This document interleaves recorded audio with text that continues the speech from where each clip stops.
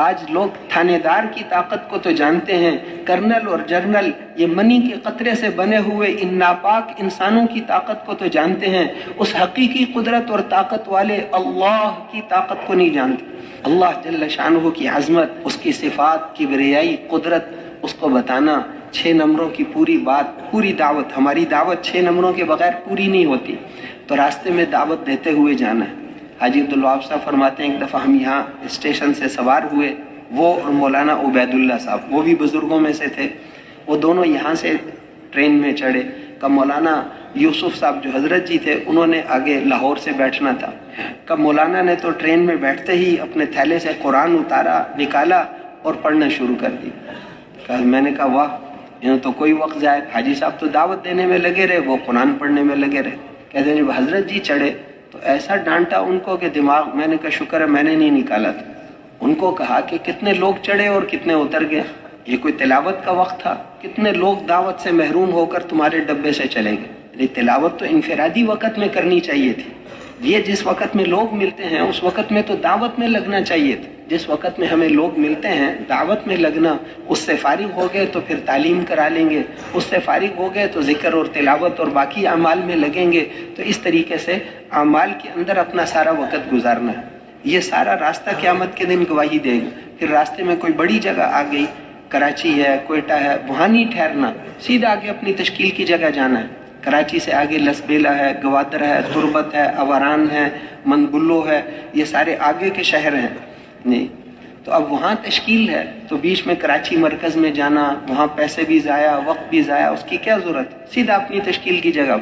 کوئٹہ سے آگے نوشکی، دال بندین، چاغی، ماشکیل، خاران کا علاقہ ہے، وہاں تشکیل ہے تو پھر کوئٹہ مرکز جانے کی ضرورت ہی نہیں۔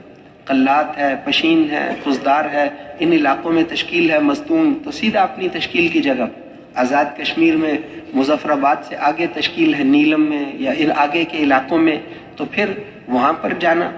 یہاں پر کہوٹہ، فارورڈ کہوٹہ، وہاں پر تشکیل ہے تو راستے میں پنڈی، اسلام آباد ٹھہرنے کی ضرورت ہی نہیں، تشکیل تو وہاں سے 6 گھنٹے آگے ہے۔ یہاں مرکز میں جانا آنا، وقت ضائع کرنا، وہیں راستے میں کوئی رات آ گئی، آدھی رات ہو گئی، وہیں کسی مسجد میں ٹھہرنا۔ مرکز جانے کے لیے اتنا خرچہ کرنے کی کیا ضرورت ہے؟ وقت بھی ضائع ہوگا، پیسے بھی ضائع ہوں گے، تو سیدھا تشکیل کی جگہ پہ جانا۔ اور پھر وہاں پر پہنچ کر وہاں کے جو ذمہ دار ساتھی ہیں ان کو اپنے حالات بتا دی۔ ہماری جماعت اسٹوڈنٹس کی ہے، یا ہماری جماعت میں دینی مدرسے کے طلبہ ہیں، یا ہماری جماعت کے اندر جو ہے علماء کرام ہیں، ڈاکٹر صاحبان ہیں، یا بیرون ملک جانے والی جماعت ہے، یا اندرون سال، جو بھی اپنی جماعت کے حالات ہیں وہ ان کو بتانا، تاکہ اس کے مطابق وہ ہماری تشکیل کریں۔ پھر حضرت جی فرماتے تھے کہ تشکیل ہجرت اور نصرت والے مل کر کریں۔ ہم نے ان کو جماعت کے حالات بتائے، وہ ہمیں مسجدوں کے حالات بتائیں کہ یہ ہماری ایک مسجد ہے، اس میں پرانے ساتھی ہیں، لیکن 2 ہفتے پہلے ایک جماعت کام کر کے گئی۔ اگلی مسجد ہے اس میں پرانے ساتھی کوئی نہیں، 3 مہینے سے وہاں جماعت بھی نہیں گئی، فلاں مسجد کا یہ حال ہے فلاں۔ اب ہمارے ساتھی بیٹھ کر سوچیں کہ کون کون سی مسجدوں میں کام کرنا ہے۔ ہم تو کام سیکھنے آئے ہیں، کوئی نئے کام والی، کوئی پرانے کام والی، البتہ بیرون کے مہمان ہمارے ساتھ ہوں تو پھر ان کے اعتبار سے ذرا اچھے کام والی مسجدیں، تاکہ ان کے سامنے کام آئے، اپنے ملکوں سے سیکھنے آئے ہیں۔